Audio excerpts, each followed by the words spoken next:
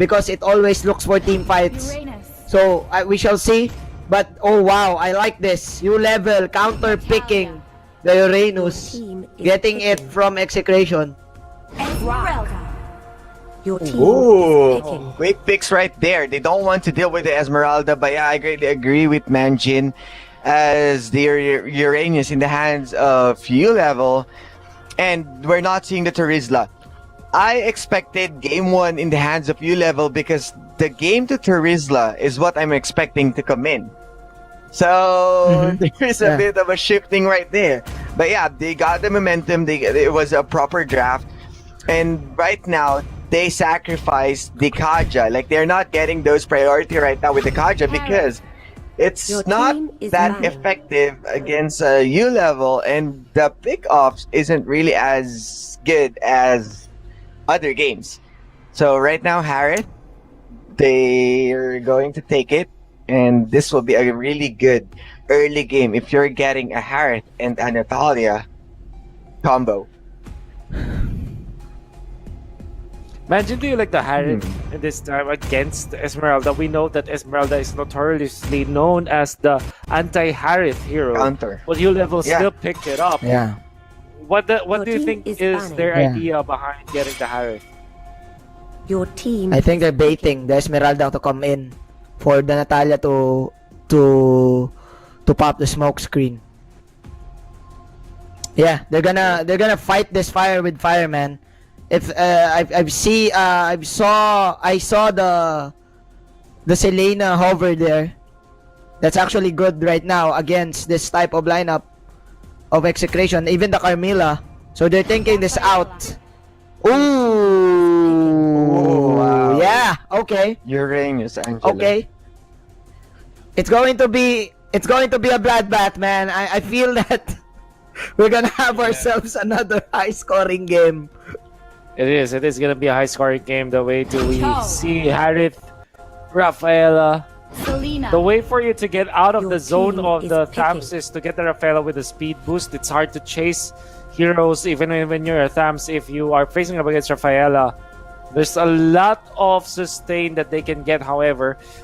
And this is also a way for ULVL to get out of the zone, out of the reach of Esmeralda by going for the Rafaela. Hellkurt, however, it's not up to my taste.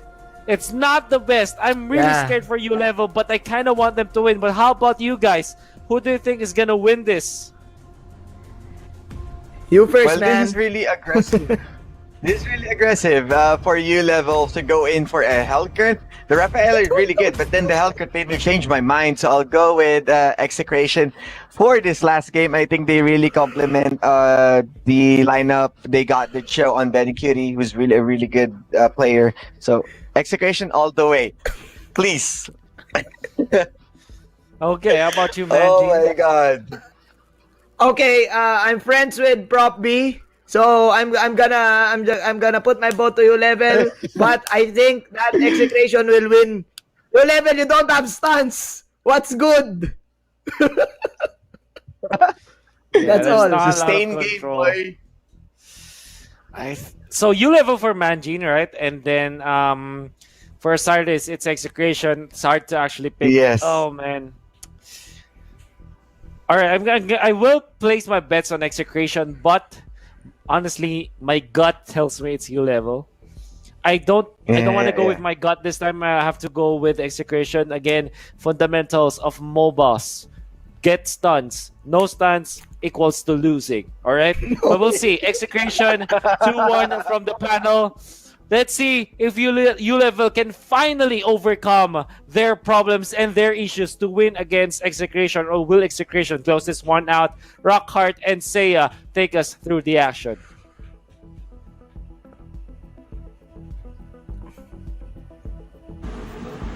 Here we go for the last game of the night.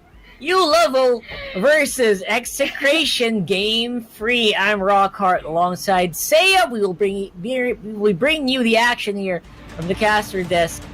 What a unanimous call if I've ever seen one today, Seiya.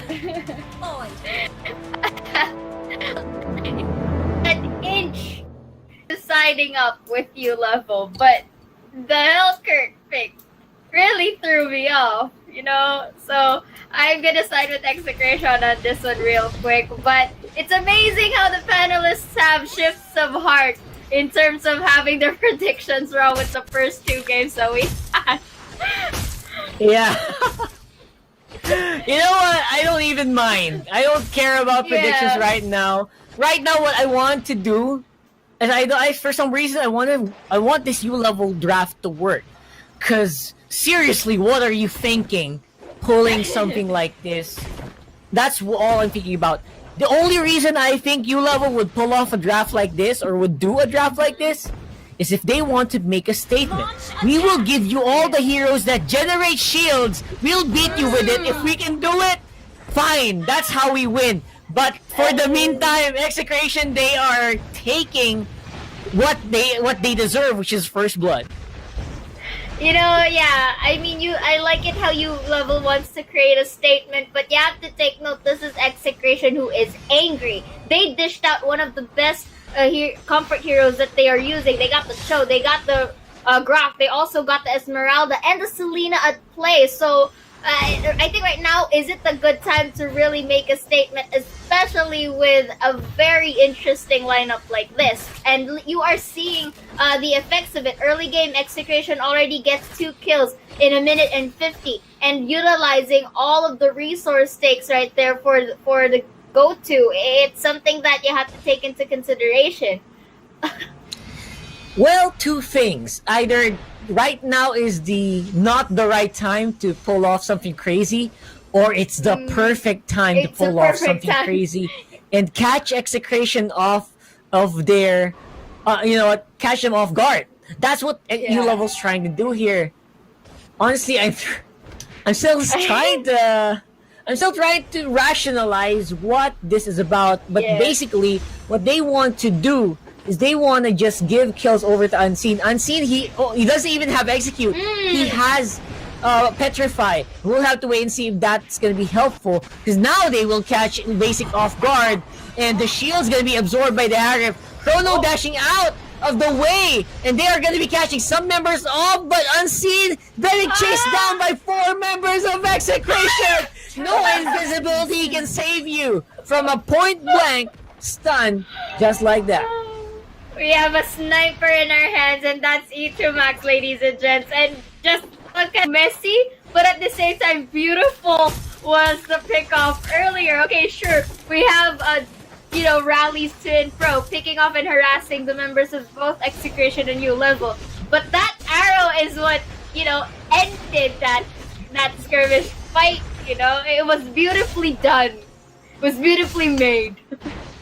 Well, because of all of these plays, Execration are now above and beyond on the gold score. 3,000 gold in 3 minutes. That is exactly where you want to be in a composition like this. It's going to be a dive in coming on from Hate. Falling Star Moon, not going to be hitting any targets as of yet. They do catch off on Unseen. He will be spotted going on the retreat. The rest of Execration, though, they know where Unseen is. They are now very, very confident in going for an invade on the left-hand side of the map here for U Level. Pressure on the top lane. Also spotting on the Chu. If that Abyssal Arrow hit, that would have been big. Chaknu, he's waiting up. He's holding. He's flexing. What you gonna do? 4 members surround this guy, and he is still alive.